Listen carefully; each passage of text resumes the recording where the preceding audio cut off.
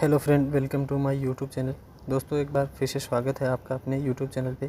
दोस्तों, आज हम बात करेंगे लेथ मशीन के सेकंड पार्ट। इसमें सबसे पहले हम बात करेंगे चक की। यह एक जॉब होल्डिंग डिवाइस है जो कि हेड स्टॉक की स्पिंडल पे फिक्स होता है। अब दोस्तों, चक कई प्रकार के होते हैं। उसमें सबसे पहले हम बात करेंगे फोर्जा चक की। फोर्जा चक का मतलब है जिसमें जा की संख्या 4 हो। इस चक को स्वतंत्र चक भी कहते हैं। इसके चारों जा स्वतंत्र होती है, सबको अलग अलग टाइट करना पड़ता है। फोर्जा चक के द्वारा हम जॉब को 0.02 mm की परिशुद्धता के साथ पकड़ सकते हैं। कहने का मतलब है कि ये जॉब को 0.02 mm की परिशुद्धता के साथ तथा इंच में 0.001 इंच में परिशुद्धता के साथ पकड़ सकता है। इसमें जॉब को सेंटर में बांधने के लिए डायल टेस्ट इंडिकेटर या सरफेस गेज का इस्तेमाल किया जाता है। मतलब कि इसकी चारों जा स्वतंत्र होती है, तो चारों जा एक साथ नहीं चलती है। थ्रीजा चक में क्या होता है, वो सेल्फ सेंट्रिक चक होता है, वो ऑटोमेटिक सेंटर में आ जाता है। वैसे फोर्जा चक ऑटोमेटिक सेंटर में नहीं आ सकता, इसलिए इसको हम स्वतंत्र चक कहते हैं। अब हम बात करेंगे थ्रीजा चक की। थ्रीजा चक है, इसके पार्टों के नाम हम दे रखे हैं। इसको घुमाने के लिए चक्की का इस्तेमाल किया जाता है। एक ही होल के द्वारा इसको टाइट किया जा सकता है। इसकी एक्यूरेसी इतनी नहीं होती। थ्रीजा चक को सेल्फ सेंट्रिक चक के नाम से जाना जाता है, क्योंकि इसकी प्रत्येक जा स्वतंत्र नहीं होती है। किसी एक या जा कसने पर तीनों एक साथ टाइट होती हैं। थ्रीजा चक में क्या होता है, ये फोर्जा चक की तुलना में कम एक्यूरेसी में होता है। इसकी तीनों जा स्वतंत्र नहीं होती है, और इसमें हम केवल सिलेंड्रिकल या हेक्सागोनल या ऑक्टागोनल शाफ्ट को ही पकड़ सकते हैं। जबकि हम फोर्जा चक में किसी भी प्रकार के जॉब को पकड़ के सेंटर में भी बांध सकते हैं, और जिसको भी 0.02 mm की परिशुद्धता में पकड़ सकते हैं। मतलब एक्यूरेसी करनी हो तो 0.02 mm की एक्यूरेसी के साथ हम पकड़ सकते हैं।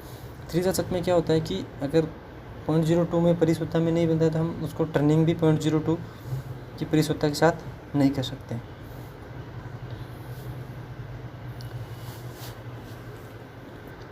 फोर्जा चक में क्या होता है दोस्तों, अगर बड़े साइज़ का जॉब होता है तो उसको पकड़ने के लिए उसकी जा को उल्टा भी किया जा सकता है। अब हम क्या करेंगे, थ्रीजा चक और फोर्जा चक में कंपैरिजन, इसमें क्या समानता होती है, क्या अंतर होता है, वो पढ़ेंगे। अब बात कर रहे हैं थ्रीजा चक है, वो only cylindrical hexagonal can be held. मतलब सिलेंड्रिकल और हेक्सागोनल जो पार्ट होते हैं उनको ही पकड़ सकता है। इसके बारे में हम बात कर चुके हैं। इसमें फोर्जा चक है, वो किसी भी शेप के आकार को पकड़ सकता है। इसमें थ्रीजा चक में इंटरनल एक्सटर्नल दोनों जा अवेलेबल होती हैं। इसमें क्या होता है, इसकी जा को उल्टा किया जा सकता है। थ्रीजा चक में जॉब की सेटिंग करना आसान है, क्योंकि वो सेल्फ सेंटरिंग होता है, उसमें ऑटोमेटिक सेटिंग हो जाती है। इसमें हमें सेटिंग करनी पड़ती है, उसमें डायल टेस्टिंग इंडिकेटर या सरफेस गेज का इस्तेमाल करना पड़ता है। इसमें हमें थ्रीजा चक में कम शक्ति मिलती है पकड़ने में, और फोर्जा चक में अधिक शक्ति प्राप्त होती है। और थ्रीजा चक में हम जो कट की डेप्थ है उसको हम कम ले सकते हैं, जबकि फोर्जा चक में हम उसको ज़्यादा ले सकते हैं। और हैवी जॉब होते हैं वो थ्रीजा चक के द्वारा नहीं पकड़े जा सकते हैं, जबकि फोर्जा चक के द्वारा हैवी जॉब हैं उनको भी पकड़ा जा सकता है। थ्रीजा चक में हम टर्निंग के लिए वर्कपीस को सेटिंग नहीं कर सकते हैं। ये सेल्फ सेंटरिंग चक होता है, वो ऑटोमेटिक सेटिंग में पकड़ लेता है, जबकि हम फोर्जा चक में उनको सेंटर में टर्निंग करने के लिए आराम से सेट कर सकते हैं। ये थ्रीजा चक में इतनी एक्यूरेसी नहीं आती है जितनी कि फोर्जा चक में हमें एक्यूरेसी मिलती है। दोस्तों, अगर हमारा वीडियो आपको अच्छा लग रहा है तो प्लीज़ हमारे वीडियो को शेयर कीजिए, हमारे चैनल को सब्सक्राइब कीजिए, बेल आइकन को हिट कीजिए, जिससे कि आपको आने वाली हर वीडियो का नोटिफिकेशन मिलता रहेगा। दोस्तों, हम अब बात करेंगे कौन से मटेरियल के लिए, अगर हाई स्पीड स्टील का टूल हो हमारे पास तो उसमें क्या फीड होनी चाहिए, कौन से धातु के लिए क्या कटिंग स्पीड होनी चाहिए, इन सब के बारे में हम चर्चा करेंगे। अब हम कटिंग स्पीड की बात करेंगे, फीड की बात करेंगे, तो उसमें है एल्यूमिनियम है। एल्यूमिनियम के लिए फीड होगी हमारी 0.2 से 1 mm तक की, कटिंग स्पीड 70 से 100 होगी। ब्रास के लिए हमारी होगी 0.2 से 1.5, कटिंग स्पीड हमारी होगी 70 से 100। ब्रॉन्ज के लिए हमारी वही 0.2 से 1, कटिंग स्पीड होगी हमारी 35 से 70। अब हम कास्ट आयरन की बात करेंगे तो उसमें 0.15 से 0.7 तक 25 से 40 की स्पीड होगी। मतलब कास्ट आयरन के लिए कटिंग स्पीड भी कम होगी और फीड भी कम होगी। और कॉपर की बात कर रहे हैं तो 2 से 0.02 से 1 mm तक के लिए 35 से 70 होगी उसकी। फिर स्टील की बात करेंगे हम, माइल्ड स्टील की, तो उसमें 0.02 से 1 mm तक के लिए 35 से 50 कटिंग स्पीड होगी। फिर स्टील की बात करेंगे तो उसमें 0.15 से 0.7, ये कास्ट आयरन की तरह ही होगी इसकी, 30 से 35 होगी। स्टील के लिए 0.08 से 0.03 होगी। अब हम आगे बात करेंगे कि सुपर एचएस स्टील का जो टूल होता है उसमें क्या होता है कि फीड तो हम बराबर ही दे सकते हैं, लेकिन हम कटिंग स्पीड है उसको 15 से 20% तक बढ़ा सकते हैं। तो कौन से टूल से? सुपर एचएस स्टील का जो टूल है। अब बात करेंगे हम ये लोअर स्पीड रेंज, मतलब बहुत कम स्पीड होगी, उससे प्रेस तो नहीं सुधरेगा, लेकिन हम मोटा फीड दे सकते हैं। कटिंग टूल एंगल, अब जो अपना जो कटिंग टूल होता है उसके एंगल की हम बात करेंगे। लेथ पर विभिन्न प्रकार के कटिंग ऑपरेशन करने के लिए कई प्रकार के टूल प्रयोग में लाए जाते हैं, जिन्हें लेथ कटिंग टूल कहते हैं। लेथ पर आए सिंगल पॉइंट कटिंग टूल प्रयोग किया जाता है, जिनको आवश्यकता अनुसार ग्राइंड करके बनाया जाता है। इसके अतिरिक्त क्या होता है कि लेथ पर कार्य ऑपरेशन के अनुसार, मतलब कई बार मल्टी पॉइंट वाले जो कटिंग टूल है उनको भी काम में लेते हैं हम, जैसे कि रिमर, अपनी सेंटर ड्रिल और टिपिंग भी करते हैं। तो हम क्या करते हैं, लेथ पे अधिकतर किस टूल का इस्तेमाल करते हैं? सिंगल पॉइंट कटिंग टूल का इस्तेमाल करते हैं। उस पर विभिन्न प्रकार के कोण होते हैं, उनको हम अलग अलग ग्राइंड करते हैं। उसके बाद जिसमें प्रमुख कोण है clearance angle, rake angle, cutting angle, point angle, इन सब के बारे में हम विस्तृत जानकारी इस वीडियो में करेंगे। हम सबसे पहले बात करते हैं फ्रंट कर्लियंस एंगल की। जो हम चित्र दिखा रहे हैं इसमें ये जो दिख रहा है वो है फ्रंट कर्लियंस एंगल।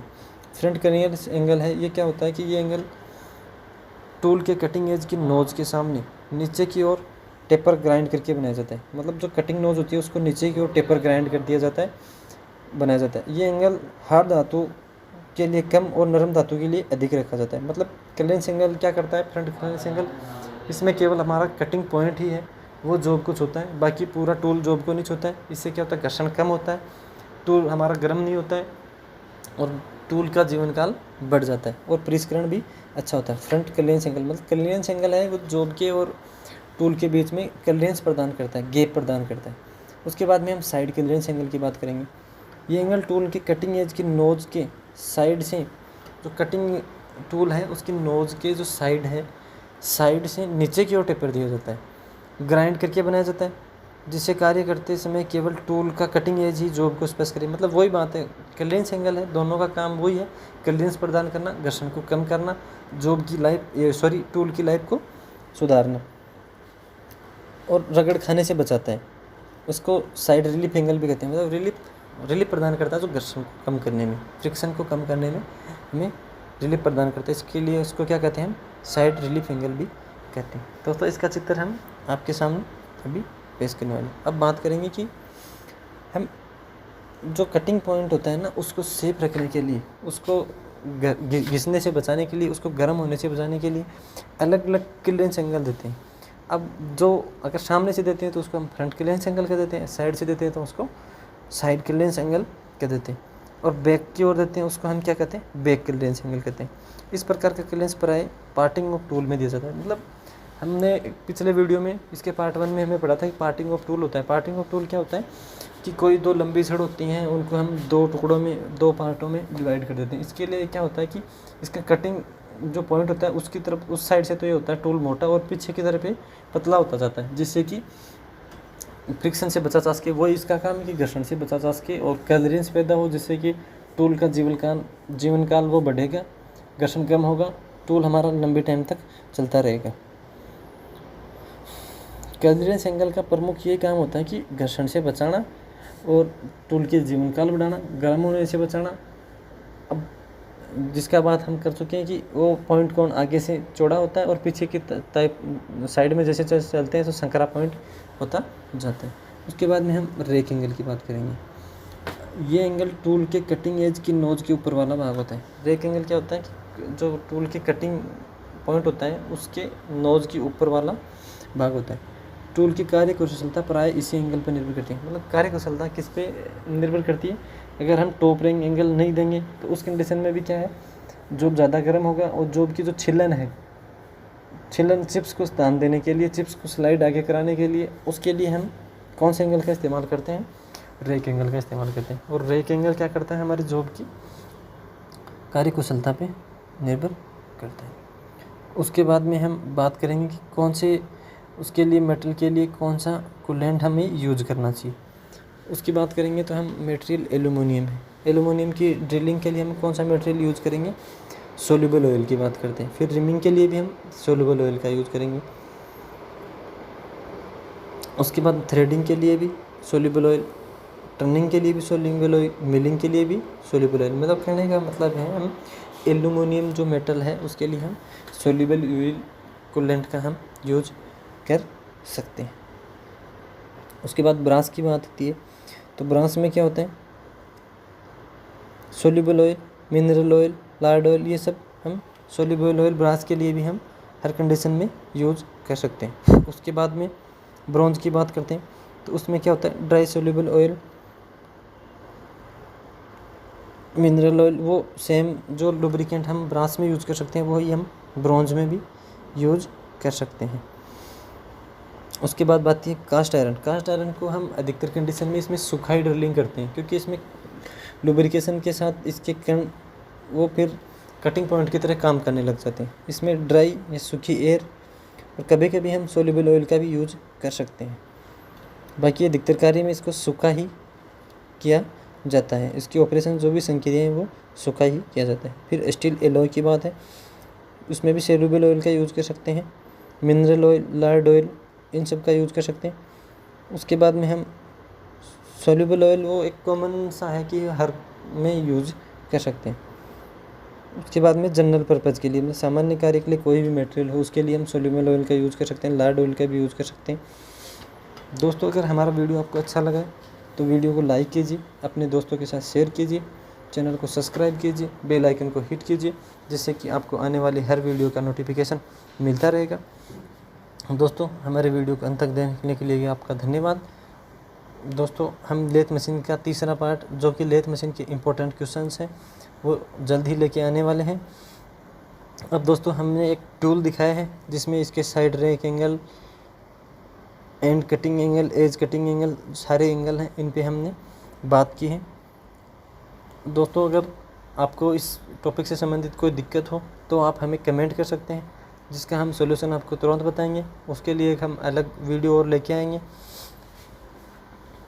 दोस्तों, वीडियो में अंत तक बने रहने के लिए धन्यवाद। दोस्तों, अभी हाल ही में NMDC की भी रिक्वायरमेंट आई है, जिसके लिए आप हमारी फिटर की प्लेलिस्ट को पढ़ सकते हैं। डीजल मैकेनिक के लिए भी काफ़ी कॉमन रहेगा, डीजल वालों के लिए भी फिटर के क्वेश्चंस आएंगे। मशीनिस्ट वाला पढ़ सकता है, टर्नर भी पढ़ सकता है, क्योंकि सबका सिलेबस सेम है। उसमें टेक्निकल पेपर के तो 30 क्वेश्चन होंगे, वो सबके लिए सेम होंगे। धन्यवाद दोस्तों, वीडियो को अंत तक देखने के लिए।